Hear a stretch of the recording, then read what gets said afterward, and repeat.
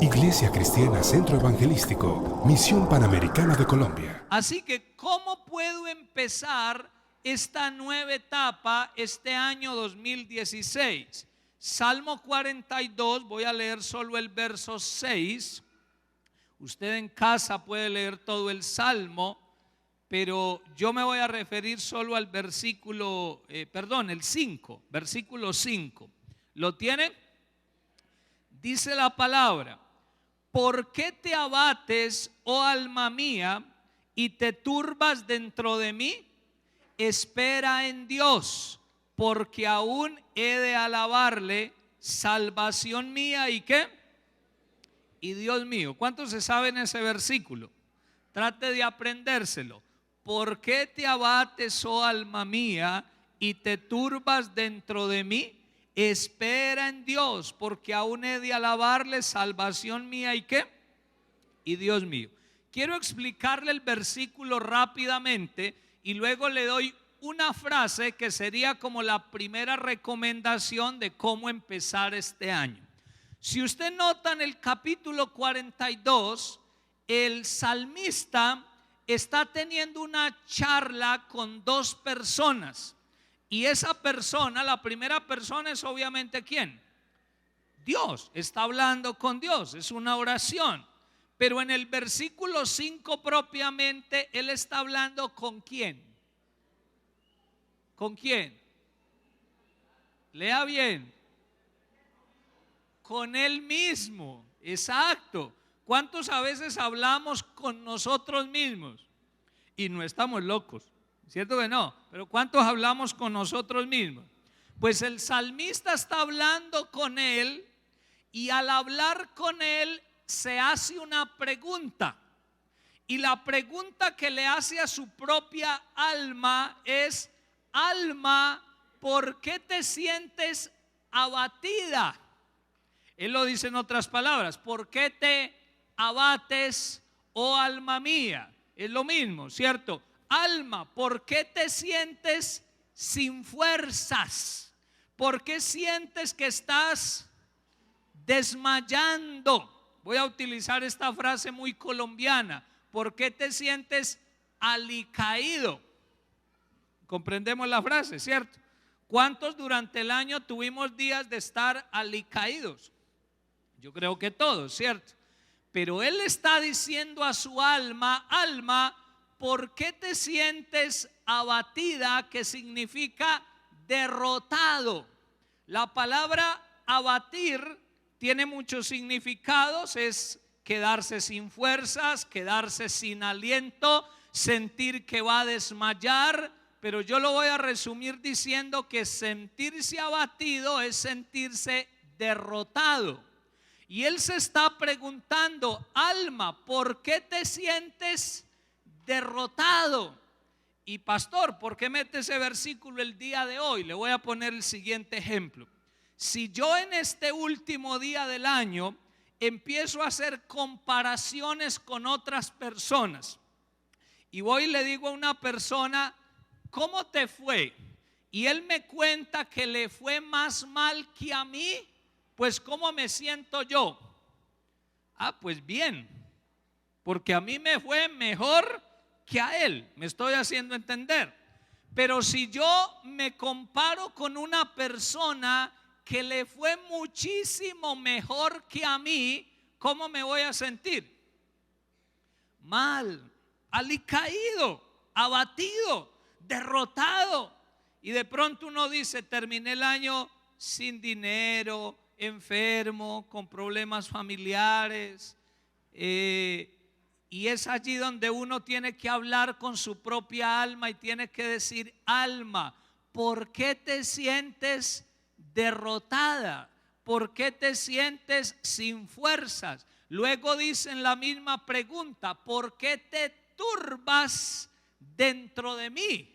La palabra turbar significa recibir un golpe que lo deje tan aturdido que quedó confundido al punto que no sabe qué hacer o qué decir. ¿Me hice entender? ¿Cuántos en el año recibimos golpes? No necesariamente golpes físicos, pero ¿cuántos recibimos golpes? ¿Y cuántas veces esos golpes nos dejaron como aturdidos? ¿Cierto? Como bobitos, ¿cierto? Que no sabíamos qué hacer, por dónde hallarle la salida al problema. Muchas veces nos sentimos así, pero el salmista está diciendo, otra vez se lo repito, ¿por qué te abates, oh alma mía? ¿Y por qué te turbas dentro de mí? Ojo con esto que voy a decir. El salmista nos está preguntando a sí mismo que si tiene razones para sentirse abatido, porque está hablando es con él mismo. Él se conoce, él sabe qué le ha pasado. Lo que está intentando es confrontar a su propia alma y hacerle caer en cuenta que aunque tuvo razones para sentirse derrotado, puede seguir esperando en Dios, porque Dios es su salvación y su fortaleza. ¿Me estoy haciendo entender? Así que la primera cosa que hay que hacer para empezar el año, si la quiere anotar, es dejando atrás el abatimiento. ¿Cuántos vamos a dejar atrás el abatimiento? Todos esos sentimientos de derrota, de fracaso, todos esos golpes que tuvimos durante el año, los vamos a dejar atrás. Mire, por favor, de hoy a mañana tenga una charla con usted mismo y haga lo que hizo el salmista y dígale a su alma: alma, ¿por qué qué? ¿Por qué te sientes así? ¿Por qué estás abatida? ¿Por qué te turbas dentro de mi corazón? Termina el signo de interrogación y luego dice, ¿qué dice? Cuando termina la pregunta, espera en Dios, porque aún he de alabarle, salvación mía y ¿qué? Y Dios mío. ¿Cuántos en medio de las dificultades queremos seguir esperando en Dios? Yo veo en esa frase del salmista unas palabras de fe, de confianza, porque cuando él dice espera en Dios porque aún he de alabarle, está diciéndole a su propia alma: alma, ¿por qué te afliges si es que el Señor te va a dar muchas razones para que lo puedas alabar? ¿Sí me estoy haciendo entender? Así hoy tengamos problemas, yo sigo confiando y espero que usted también, que si esperamos en el Señor, Dios hará prodigios, Dios hará milagros y nos dará muchas razones para gozarnos y para seguir alabando al Señor. ¿Y por qué eso? Por la última frase del versículo, cuando él dice: salvación mía y Dios mío. ¿Para cuántos Dios es nuestra salvación? ¿Y cuánto lo vemos como el Dios mío, el personal? Porque no es ver a Dios como el del otro, no, es ver a Dios como mi Dios, mi Padre, el que me rescata de cualquier situación. Entonces, ¿qué es lo primero que va a hacer para empezar el año? Dejar atrás el abatimiento, o sea, los sentimientos de derrota que hay en el corazón. Vaya rápidamente a Juan capítulo 20, Evangelio de San Juan, el capítulo 20. Todo el capítulo habla de la segunda frase que le voy a dar, pero por falta de tiempo no le puedo explicar todo ese capítulo. Voy a tomar unos versículos y de ahí voy a sacar esa frase. Versículo 1 del capítulo 20 de Juan, ¿lo tiene? Dice: el primer día de la semana, María Magdalena fue de mañana, siendo aún oscuro, ¿a dónde? Al sepulcro. ¿Y qué vio? Vio quitada la piedra del sepulcro. Usted sabe, usted conoce la Biblia, así que no se lo tengo que explicar. ese pasaje se refiere al día en que Jesús había resucitado. Y dice la palabra que una mujer llamada María Magdalena va al sepulcro. Y al ir al sepulcro, ¿qué es lo primero que ve? Dice que la puerta o la piedra, perdón, bueno, que servía de puerta obviamente, estaba quitada. Y en ese versículo 1 dice que ella vio. Ahí dice claramente, ella vio. ¿Con qué vio? Tan duro, con los ojos, ¿cierto? Pues obviamente con los ojos. Pero mire esta pregunta que le voy a hacer. Con los ojos físicos, ella vio que la piedra estaba quitada. Pero ¿qué tenía que ver con los ojos espirituales? ¿Qué tenía que imaginarse de inmediato? Que Jesús había resucitado.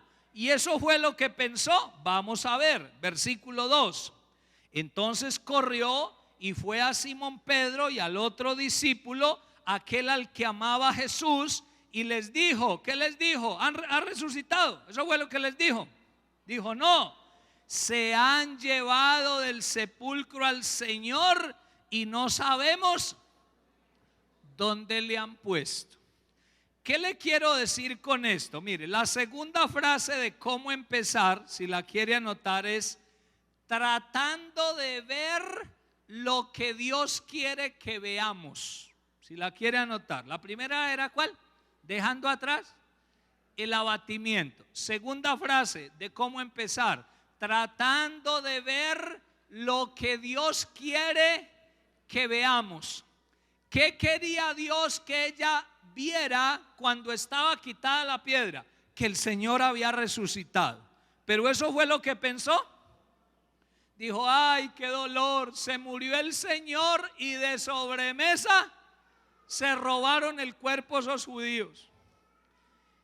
Y yo le animo de todo corazón a que usted en su casa lea todo el capítulo 20 y se va a dar cuenta que no le pasó solamente a María Magdalena, le pasó a Pedro, le pasó a Juan, le pasó a los otros discípulos. Ellos no creían que el Señor había resucitado porque sus ojos espirituales estaban ¿cómo? Cerrados. Ellos estaban viendo con cuáles ojos, con estos dos bolonchos. Ellos habían visto al Señor morir en una cruz, lo habían visto sufrir, pero no estaban viendo el propósito de Dios detrás de lo que ven los ojos. ¿Me estoy haciendo entender? ¿Y por qué le estoy diciendo que el segundo consejo es tratando de ver lo que Dios quiere que veamos? Porque generalmente los cristianos siempre vemos con cuáles ojos. Con estos. Ah, no tengo plata. Eso es lo que vemos.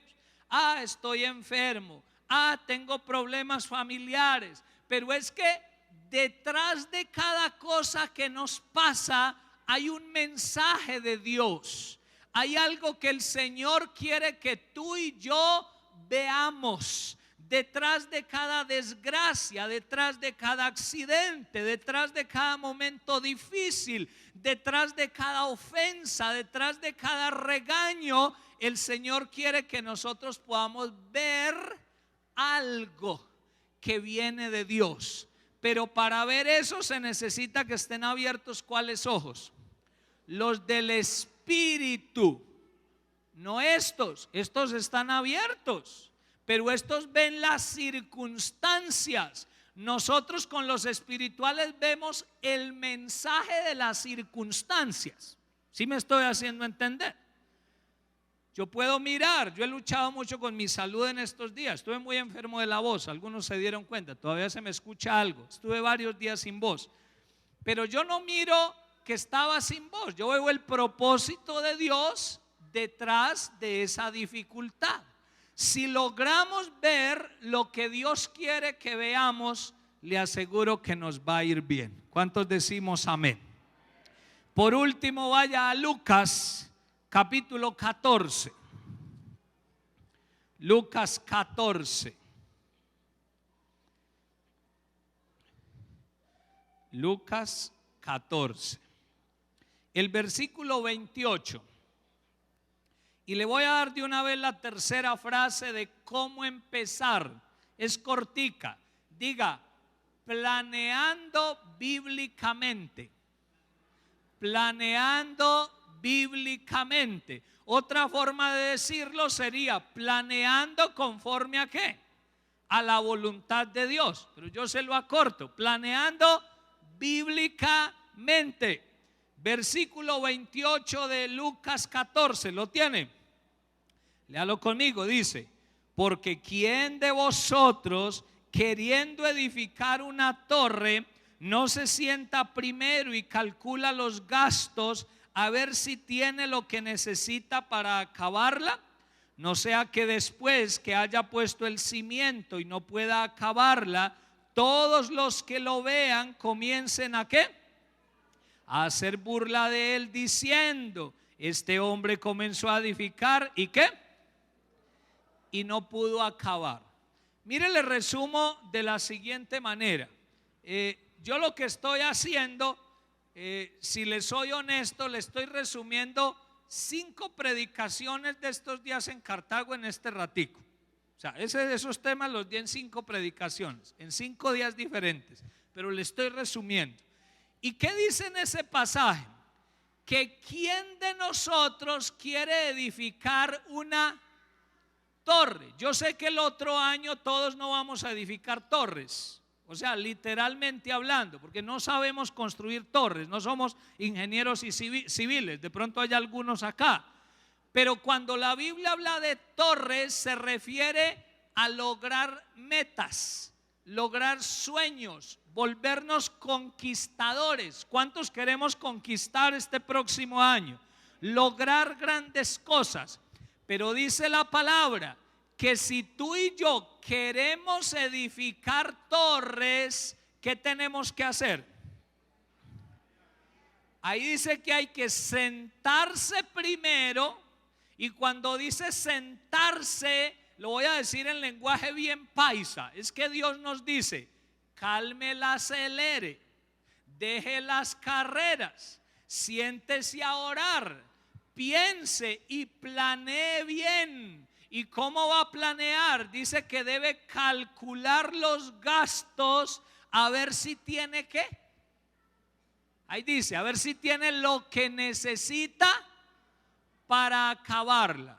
Le voy a terminar con este ejemplo y creo que quede explicado el asunto. Si yo le digo a ustedes, hermanos, yo mañana me voy a ir para Estados Unidos. Pastor, ¿y cómo se va a ir? ¿Ya planeó todo? Y yo empiezo por decirle que no tengo visa. ¿Me voy a poder ir mañana para Estados Unidos? No puedo. No he comprado pasajes. No tengo lo que necesito para lograr ese propósito. Es bueno tener propósitos altos, objetivos altos, pero asimismo es bueno hacer una evaluación y preguntarnos si en el presente tenemos las características necesarias para poder lograr esos objetivos. Me explico. En el presente estás buscando de Dios como se necesita para que logres tus objetivos. ¿Tienes el nivel de santidad requerido para que logres tus objetivos?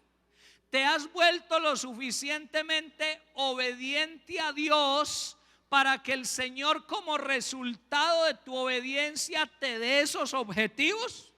La respuesta, ¿quién la tiene? Usted y yo, allá internamente, cada uno sabemos.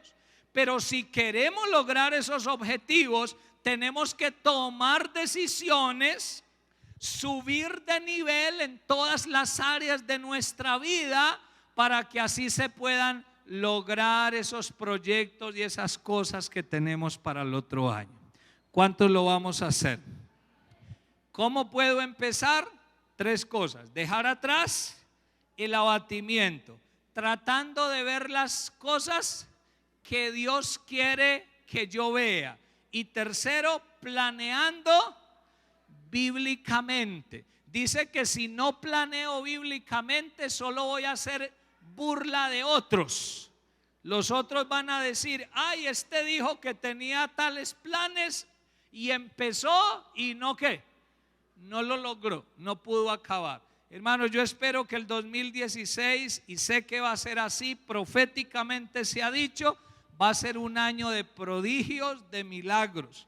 Y una de las razones por las que va a ser así, y esto yo creo que lo digo proféticamente, no soy profeta, pero hoy siento decírselo, el Señor está cerca. El Señor está cerca. No sé si vendrá el otro año, no sé cuándo venga, yo no lo sé, no lo sabemos, pero lo que sí le puedo decir es, prepárese para el encuentro con el Señor. Todo lo que está ocurriendo en el mundo nos hace pensar que el Señor está muy cerquita, y por eso tenemos que vivir de la mejor manera.